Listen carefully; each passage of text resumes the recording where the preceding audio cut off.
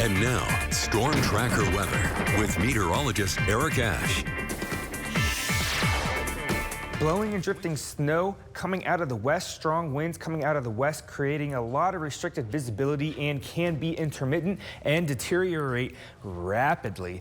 And this occurs for the I-84, I-86 area. So take your time traveling and communicate with those at your destination.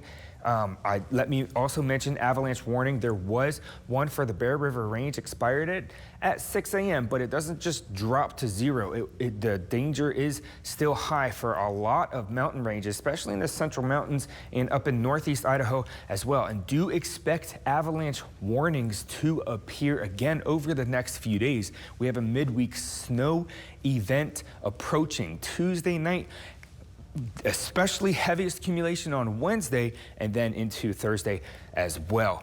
Wind chill warning for this morning until 11 a.m. and then also issued for tonight at midnight until 9 a.m. That's for the dark blue. That's the wind chill warning. What this means is very low temperatures of wind chills as well.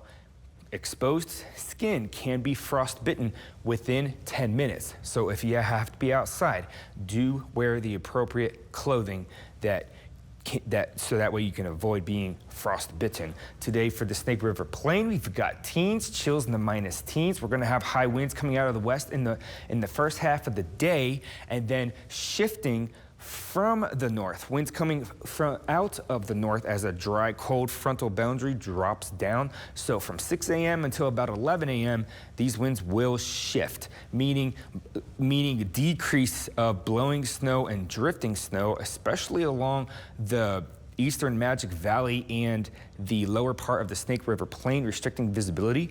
That will lessen. Eastern Highlands today in the teens, Yellowstone a high of 1. Tonight for the Snake River Plain.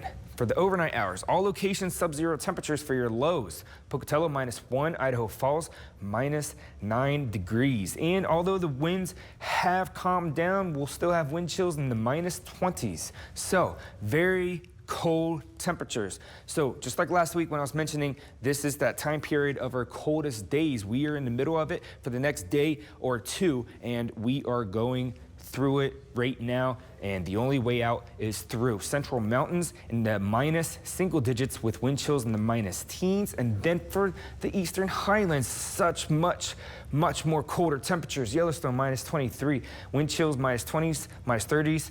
Yellowstone, you may reach a wind chill of -39 or -40, which is extremely cold and high risk of frostbite. Southeast Idaho Chevy dealer 7-day forecast, that midweek snow event that is approaching us late Tuesday, heaviest on Wednesday, perhaps lingering into Thursday. That's going to be widespread. And for the lower Snake River Plain, additional accumulation that we are expecting 2 to 3 inches.